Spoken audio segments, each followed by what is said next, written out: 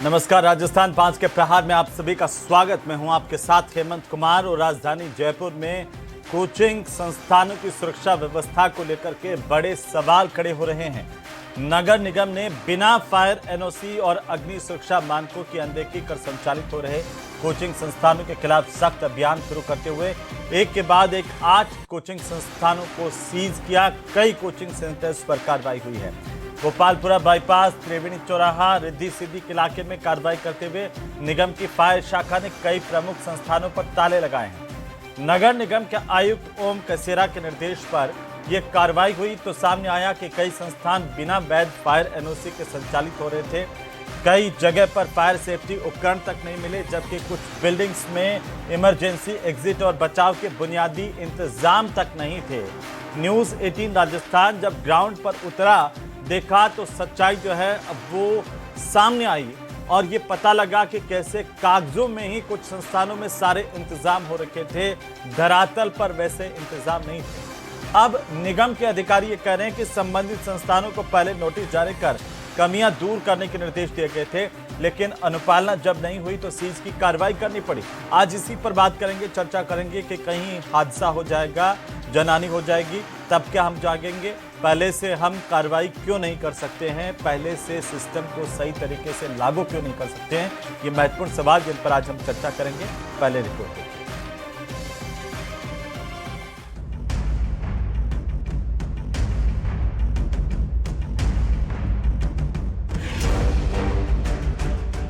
Coaching centres का reality check, कई जगहों पर सेफ्टी का अभाव।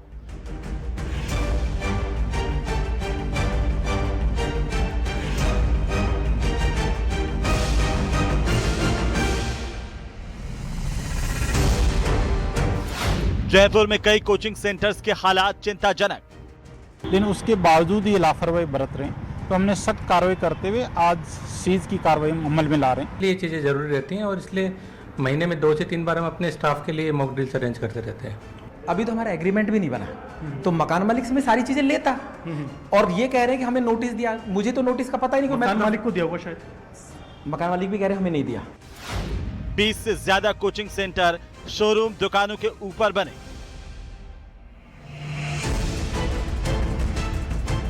क्लासरूम के बाहर फायर सिस्टम नहीं। ने ये डिसीजन लिया है कि सारे जो स्टाफ मेंबर है उनको हम प्रॉपर एक वर्कशॉप के माध्यम से इस फायर सेफ्टी के बारे में बताएंगे। जो भी नोटिस लेके कार्रवाई नहीं करी है उस पर हम सख्त कार्रवाई करेंगे। कई कोचिंग संस्थानों में इमरजेंसी एग्जिट नहीं।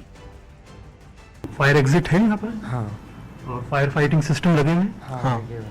किस तरह के होते हैं ये? मतलब जैसे हमको जानकारी दी जाती है सब चीज़ों के बारे में। अगर फायर फाइटिंग सिस्टम जैसे सिलेंडर हो गया, फायर एक्सटिंग्विशर का, तो उसको कैसे यूज़ करना है, इन सब चीज़ों के बारे में। तो मेरी 2 टीम काम करी। एक रामगढ़ मोड़ पे हमने 5 अभी तक सीज की थी और कार्रवाई चल रही। इसी तरीके से यहाँ हमने 3 और सीज कर दी गोपालपुरा मोड़ पर। कार्रवाई अनवरत जारी है। कोचिंग का जाल, बच्चे बेहाल। तो चलिए आज की चर्चा की शुरुआत करें। उससे पहले आज के हमारे खास मेहमानों से परिचय मैं आपका करवा देता हूं। हमारे साथ आज भारतीय जनता पार्टी के प्रदेश के प्रवक्ता पंकज जोशी जुड़ चुके हैं और साथ ही कांग्रेस पार्टी के प्रदेश के प्रवक्ता डॉक्टर सीबी यादव हमारे साथ जुड़ चुके हैं। वहीं SSO disaster management retired SSO हैं फूलचंद जी, आप भी हमारे साथ जुड़ चुके हैं। रोशन शर्मा हमारे साथ हैं राजधानी जयपुर से। संदीप हुड्डा हमारे साथ जुड़ रहे हैं सीकर से। सबका स्वागत, सबका अभिनंदन। सबसे पहले मैं आप सबको जयपुर ले जाना चाहता हूं, जहां पर हमारे सहयोगी रोशन शर्मा मौजूद है। रोशन, ग्राउंड पर स्थिति क्या है? जब आपने रियलिटी चेक किया, देखा, क्या मिला? क्या हम सजग हैं, सतर्क हैं? कोचिंग संस्थानों में बच्चों की सुरक्षा को लेकर के पूरी तरह से स्थिति? जी बिल्कुल, देखिए कल जिस तरीके से यूपी के लखनऊ के अंदर घटना हुई है जिसमें करीब 15 लोगों की जान चली जाती है, उसके बाद में जयपुर नगर निगम प्रशासन हरकत में आता है। आज सुबह एकाएक जो है गोपालपुरा इलाके के अंदर जो कोचिंग चल रहे हैं, लाइब्रेरी चल रही है, उनके ऊपर ताबड़तोड़ कार्रवाई होती है। वो कार्रवाई भी जब होती है जब न्यूज़ 18 की टीम यहाँ पर पहुँचती है, रियलिटी चेक दिखाती है कि बिना फायर इक्विपमेंट्स के यहाँ पर कोचिंग जो है वो संचालित हो रहे हैं बहुमंजिला बिल्डिंग्स के अंदर, जहां पर कहा जा सकता है कि फायर सेफ्टी जो नॉर्म्स हैं उनकी अवहेलना यहां पर हो रही है। उसके बाद में करीब 14 ऐसी जो कोचिंग संस्थान है, लाइब्रेरी है, उन्हें सील किया गया है और साथ ही साथ करीब 25 से ज़्यादा जो कोचिंग संस्थान और ऐसे जो प्रतिष्ठान हैं उन्हें नोटिस दिया गया है। उन्हें जो है नॉर्म्स में खामी पाए जाने के ऊपर नोटिस दिया गया है। लेकिन सबसे बड़ी बात यह है, और मैं बताना चाहूँगा कि विगत दिनों नगर निगम मुख्यालय के अंदर जब आग लगी थी तो वहाँ पर फायर इक्विपमेंट जो थे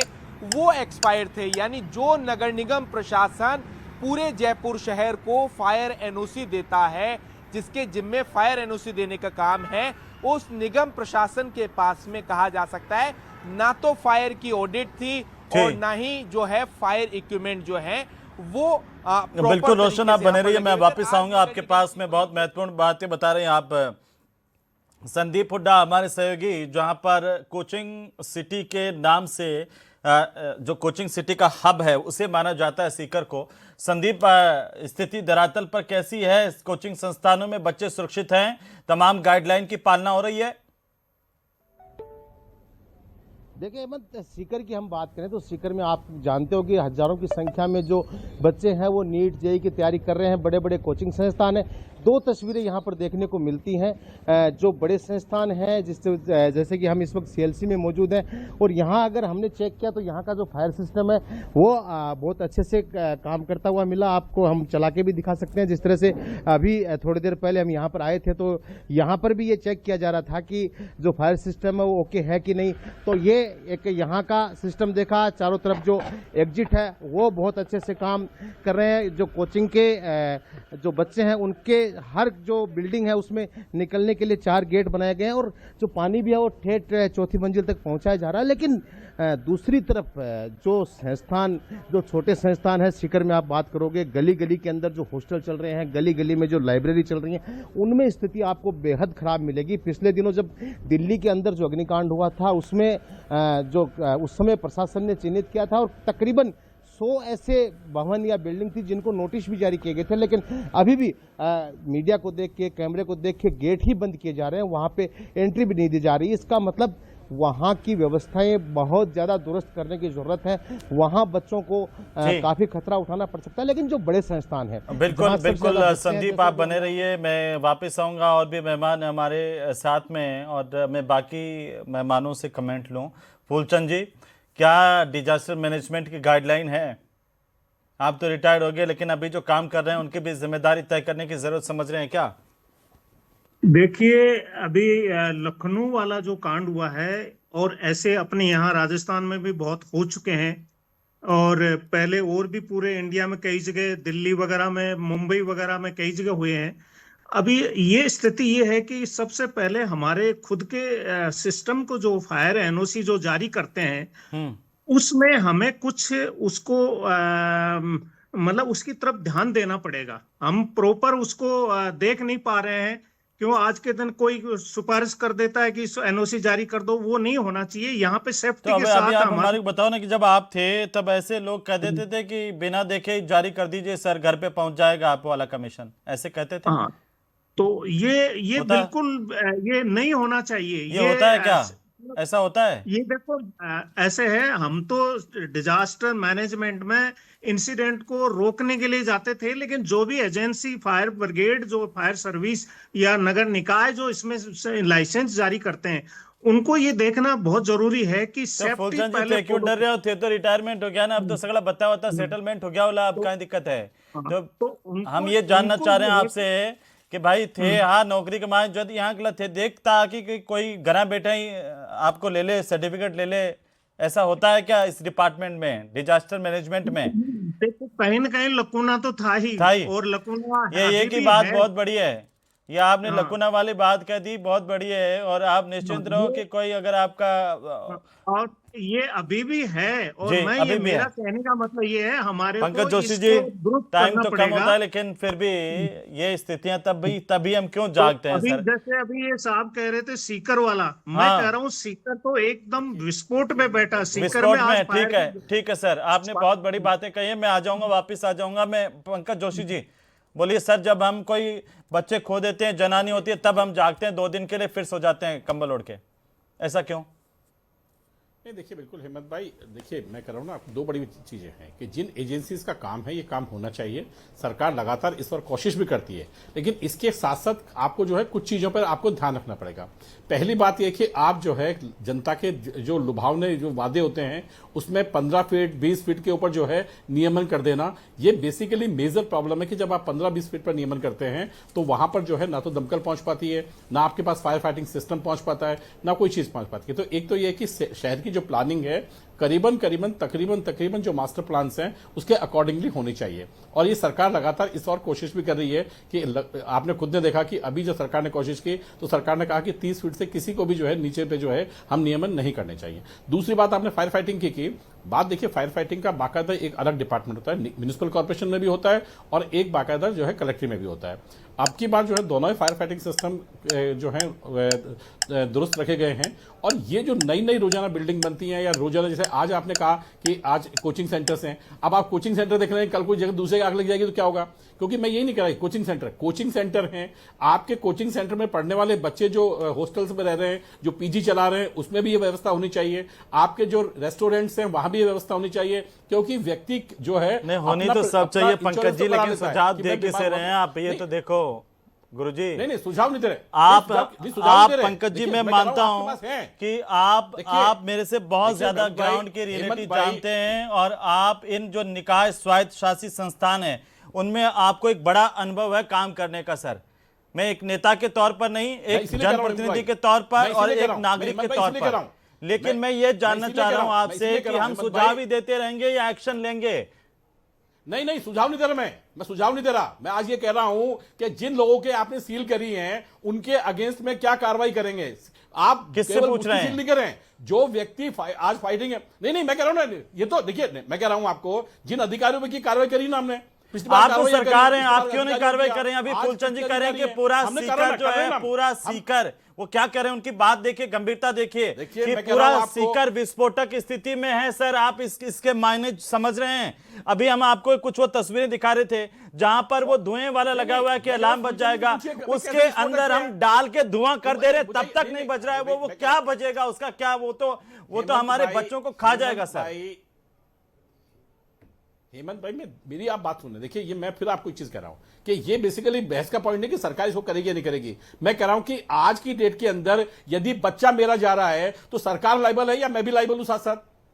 मुझे एक चीज बता दीजिए। फिर इसी बात को आगे सरकार कर रही है ना, लेकिन सरकार एक भी चीज है, बच्चा जा रहा है वही लाइबल ज्यादा है। हमने खुद ने कहा कि होना चाहिए, फायर फाइटिंग वाले, नगर निगम वाले, ऐसी जगह पर जो है मैं निजी नहीं। आप यही कहना चाह रहे हैं पंकज जी, मैं जो समझ पाया हूं, मैंने कल ही शिकायत करी जी। नहीं मैं कह रहा हूं ना, मैं आपकी प्रतिबद्धता पर बिल्कुल सवाल नहीं उठा रहा हूं जोशी साहब, मैं तो कह रहा हूं आप सबसे ज्यादा अनुभवी और आपको सच्चाई ग्राउंड की सबसे ज्यादा पता है हम में से, मेरे से तो ज्यादा पता है, क्योंकि आपने एक जनप्रतिनिधि के तौर पर, एक नागरिक के तौर पर वाकई काम किया है। मैंने देखा आपने काम किया, लेकिन आप सरकार में हैं। मैं कहना चाह रहा हूं जिम्मेदारी तय होनी चाहिए ना। जब आज नगर निगम के आयुक्त की क्या जिम्मेदारी है, उनकी जिम्मेदारी कौन तय करेगा? निगम के अधिकारी जिन्होंने अलग अलग बीट दे रखी है, उनकी जिम्मेदारी क्षेत्रानुसार कौन तय करेगा? ये किसकी जिम्मेदारी है? सीबी यादव साहब, ये कहना जी, मैं आ जाऊंगा सर, वापिस आ जाऊंगा सर। हेमंत जी, जहां मैं लोक प्रशासन का एक विद्यार्थी हूं और डिजास्टर मैनेजमेंट या प्रशासन में होता है कि प्रोएक्टिव सरकार होनी चाहिए। बड़ा दुर्भाग्य है कि ये एक्सीडेंटल ड्राइवन गवर्नमेंट है, ये रिएक्टिव ड्रामाबाजी गवर्नमेंट है, और मैं ये बिल्कुल जिम्मेदारी के साथ कर रहा हूँ। पिछली बार जब बेसमेंट में दिल्ली में घटना हुआ तब भी इसी तरह का ड्रामा हुआ था, तभी इसी तरह की सीलिंग हुई थी। आखिर हुआ क्या? हो ये रहा है कि आज जवाबदेही इस बात की तय होनी चाहिए कि जो अब तक कार्रवाई नहीं हुई इन पे, उनका जिम्मेदार अफसर पर कार्रवाई होने की बजाय छोटी छोटी कोचिंगों पर कार्रवाई हो रही है। बड़े बड़े जो कोचिंग संस्थान है, जो सरकार और इनके बीच की मिलीभगत है, उनका एक का नाम नहीं आ रहा है। आज जो विद्यार्थियों को अचानक से आपने बाहर खड़ा कर दिया, उनका जिम्मेदार कौन है? उनकी परीक्षा की जो पढ़ाई, परीक्षा के जस्ट सामने पढ़ाई खराब हो रही है, जो अभिभावकों का पैसा लग रहा है, उसका जिम्मेदार कौन है? जरूरी चीज ये था जो कोचिंग हब बनाया था कांग्रेस पार्टी के समय में 65,000 वर्ग मीटर में, जो पूरी सुरक्षा मानकों का हवाला देते हुए और जनता का पैसा था, आज वो पड़ा क्यों है? उसको क्यों नहीं चालू किया जा रहा था? और हेमंत जी, सबसे जरूरी बात आपको ध्यान दिला रहा हूं मैं, एक एक्ट पारित हुआ था, the Rajasthan coaching centre control regulation act, Congress party ने पास किया था। उसके नियमों को ढीला कर दिया, 50 की जगह इन्होंने संख्या बढ़ा दी 100। तो अब क्या है कि सारी की सारी जो पहले छोटी कोचिंग थी वो भी आ रही थी, वो भी हटा दी। जो पहले 1 मीटर का दायरा था उसको कम कर दिया गया है। पहले जुर्माना 5 लाख रुपए तक का था, उसको घटा करके 50,000 तक का जुर्माना कर दिया है। ये कोचिंग संस्थानों के साथ माफियाबाजी और गठजोड़बाजी चल रहा है, और जैसे ही कोई हादसा होता है और ये ड्रामेबाजी शुरू हो जाती है। आज जिम्मेदारी ये होनी चाहिए कि जो नगर निगम के अफसर है, जो कार्रवाई नहीं करे अब तक, जो अचानक से जाग उठे। शिव यादव जी, आप तो प्रोफेसर हैं सर, आप तो झूठ मत बोलिए, सिर्फ आरोप लगाने के नाम पर आरोप हो जाए। मैं आ जाऊंगा सर, लेकिन आप नहीं देखे कि कांग्रेस के राज में भी टोंक फाटक पर कितने सारे कोचिंग कैसे चलते थे, आप भूल गए? या फिर गुजर की तड़ी पे कितने सारे कोचिंग कैसे चलते हैं, आपको नहीं पता है? आपको नहीं पता है कि ये यूनिवर्सिटी का इलाका, इधर गांधीनगर का इलाका, ये कौन देखने वाला है? कोई लाल कोठी कौन देख रहा है? कोई देख रहा था? हेमंत जी इसका समाधान निकाला था ना, कोचिंग हब प्रतापगढ़ में अलग नहीं, से समाधान निकालने से समाधान थोड़ी, फिर आप इस बात का जवाब तो जोशी साहब देंगे। जोशी साहब बोलिए। क्यों नहीं हो रहा? सीबी यादव साहब एक बार ईमानदारी से सुने, सीबी यादव साहब एक बार ईमानदारी से सुने, एक बार मानवता की तरफ से सुने। आप कांग्रेस पार्टी के प्रवक्ता से मानवता से सुने। मुझे बताइए, जब आपने कोचिंग हब बनाया, तो कौन कौन सी कोचिंग वहां जाएगी, इससे पूछा था आपने? जिस कोचिंग हब की तैयारी हुई, उस कोचिंग हब में कितना स्पेस चाहिए, कितना फायर फाइटिंग सिस्टम है, आज भी तैयार है क्या आपका?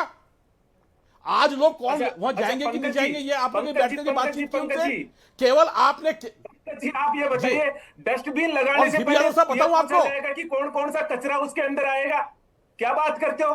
पहले पॉलिसी। अरे यार, हद कर रहे हो आप। जिस आदमी को कोचिंग जगह चाहिए, जिस आदमी का वो चाहिए, उसको पूछोगे भी नहीं। ये पूछा जाता है? मतलब आपने देखा कि सरकार ने, मतलब कोचिंग सेंटर से जगह कितनी चाहिए उसको, कितनी जगह उसको ये चीज चाहिए, आपने पॉलिसी कर दी। शुरू नहीं कर रहे हो। आपके पास है सर्टिफिकेट कोचिंग हब का? कोचिंग हब का सर्टिफिकेट है? आपने लिया क्या? लिया क्या आपने? सुरक्षा मानकों पे वो खरा मुझे बताइए, लिया क्या आपने अभी तक? देश का पहला आपने पूछा नहीं, आपने केवल कमीशन खाने के लिए कोचिंग हब बना दिया। आपने लोगों से बनाने के लिए आपने जो है वो कर दिया। आपने मुझे बताइए कैसे बनाया वहां पर? बच्चों की परवाह लोगों की पब्लिसिटी ठीक है वहां पर, आपने नहीं परवाह नहीं की, आपने केवल जो है कमीशन के लिए बनाया। मैं कह रहा हूं, जिस दिन आप सोच लेंगे शिल्पी शर्मा जी, जिस दिन आप देख लेंगे, क्यों? क्योंकि आपने जो है प्रदेश अध्यक्ष का भी जो है कोचिंग चलता है। आप लोगों के भी जो पेपर लीक हुए ना, उनमें भी आप लोग शामिल थे। तो मैं ये कह रहा हूँ कि ईमानदारी से बात करिए, कभी बात करें तो ईमानदारी से करना सीखिए। लोगों की मौत के सौदागर मत बनिए। वो सरकार पूछती है के ऊपर से आप कहते हो रहे हैं कि ये लोगों छात्रों की चिंता करती है, वो पूछती नहीं है। वो छात्रों के लिए काम कर रही होती है, छात्रों की सुरक्षा का ध्यान रख रही होती है। चिंता करिए आपने वालों को क्यों पूछेंगे? नहीं, किसने बताया, किसने बनाया था, कैसे बना था कोचिंग? आप बताइए, खोलेंगे इसके पोल खोले, कोचिंग वालों आप बताइए पोल खोल देंगे। आप कोचिंग वालों से पूछ के सीज कर रहे हो? अरे कोचिंग चलाए कौन? बच्चा कौन पढ़ाएगा? आप पढ़ाएंगे या सरकार पढ़ाएगी? सीज कर रहे हो कि करूं कि नहीं करूं? मैं बताओ, पूछ के सीज कर रहे हो, ये कोई तर्क होता है? अरे कोचिंग के कितनी जगह चाहिए? आपने कोचिंग में कितना कॉमर्शियल एरिया दिया है? कॉमर्शियल एरिया किस किस को दिया है? CB Sharma ji, commercial area कितना दिया है और किसको दिया है? आप करके, अरे दिया किसको है, किस रेट में दिया है? टैक्स का पैसा है, आपने दिया किसको, किस रेट में दिया है? आपने जमीनें खा गए यार, पूरा बेच के खा गए उसको, और आप कह रहे कोचिंग हब बना दिया हमने। हजारों करोड़ रुपए बेशर्मी है यार, तो यार कांग्रेस ऐसे महात्मा गांधी एक्सीलेंस सेंटर है, मतलब सारा जमीनें बेच के खा गए, जमीनों का सारा जो है वो कर गए आप। और फिर कह रहे हैं बच्चों के ऊपर, कह रहे हैं हमने बच्चों को पढ़ाने के लिए किया। मतलब आपके साथ नहीं कहेगा, पूछिए ना आपके प्रदेश अध्यक्ष उस टाइम से कि कैसे लोगों को जो है वहां पर हमने क्या क्या चीज खाई। आप मुझे बताइए, जल का पैसा खा गए, जल जीवन मिशन में कोचिंग का पैसा खा गए, है ना, सब जगह आप जो है उठा करके आपके पास वसूली। और आप कह रहे, हम कह रहे कि हमारी बात कीजिए कि हाँ बात हम लोगों की बात करनी चाहिए, यहाँ करके आप कांग्रेस की बात करने आते हैं। क्या बिना सरकार के संरक्षण के ये कोचिंग चल रही होती है कि आज, जबकि कोचिंग एक्ट बना हुआ है? क्यों चल रही है? पिछली बार कितने, अरे भैया कोचिंग छोड़िए, हमने वहां एलिवेटेड रोड भी इसलिए डाली। आप देखिए, मुख्यमंत्री जी ने, भजनलाल शर्मा जी ने सबसे पहले वहां समस्या सुनने के बाद मुझे बताइए, आपने आपके मास्टर प्लान में बताइए, आपके मास्टर प्लान में था क्या? मुझे बताइए। आप बड़े जोरदार आदमी है कि बस्ती में खोल दिया कोचिंग हब हमने जाकर के। खेल चल रहा, वसूली का खेल चल रहा।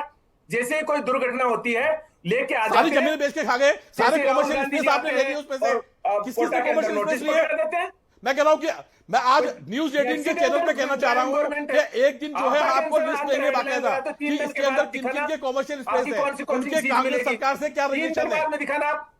मतलब 3 दिन तक एक नाटक और ड्रामा करते और जनता मतलब आपका कुछ हुआ नहीं, केवल आप उसको उठाई बेच ले देंगे, जमीन खा जाएंगे, वहां के कॉमर्शियल स्पेस ले लेंगे, आसपास की जमीनें इकट्ठी कर लेंगे समझिए उठा करके। हर कोई दुर्घटना होती है उसके बाद में उन छात्रों के बिल्कुल बेईमानी का मतलब आपने जितनी लूट करी है इसी लिए जनता ने आपको भगा दिया है। आपने लूट करके सब लोगों को दिया, जनता की आप परेशानी देखते ना तो पता चल जाता छात्रों को आपने बाहर निकाल दिया, जिन कोचिंगों को सीज कर दिया उनकी फीस लौटाने के लिए तैयार हो आप? अरे उनकी फीस क्या निकाल दी, मतलब उनकी मतलब वो हो जाए, आपने उनको कर दिया कि फीस हो जानी चाहिए। कौन कौन लोग हैं इसमें? अरे मुझे बताइए ना कौन है? कलाम कोचिंग का कौन मालिक है इसका? कलाम कोचिंग का मालिक कौन है बताइए पहले आप, पहले बताइए कलाम कोचिंग का मालिक कौन है, नाम बताइए। संस्थान पे कार्रवाई की, छोटे छोटे बताइए संस्थान पर कार्रवाई करते हैं जो वसूली नहीं देते हैं। छोटे छोटे नहीं करें, मतलब आप ये जोरदार आदमी है, बच्चों को एक कमरे में पढ़ाएंगे कि साहब छोटे छोटे पे कार्रवाई करते हैं। बच्चा पढ़ना अच्छी स्कूल में चाहिए, बड़ी जगह पर साफ सुथरा चाहिए या बड़ी में छोटे में पढ़ना चाहिए। सुनो तो एक बार बात सुनो। अब ये आपस के अंदर एक दूसरे पर छीटाकसी करने से क्या कोई समाधान निकलने वाला है क्या जोशी साहब? हेमंत भाई छीटाकसी नहीं है, नहीं हेमंत भाई ये भ्रष्टाचार का अड्डा है। कलाम कोचिंग का नाम लिया तो आपको कार्रवाई करने से किसने रोका है? आप सरकार में हो कि नहीं हो? आपको भी बताना चाहिए, आपको भी बताना चाहिए कि पिछले 3 साल में आपने किन किन कोचिंग संस्थानों पर कार्रवाई की। हेमंत भाई आपको भी बताना चाहिए कि कोचिंग के मालिकों को टिकट किसने दिया।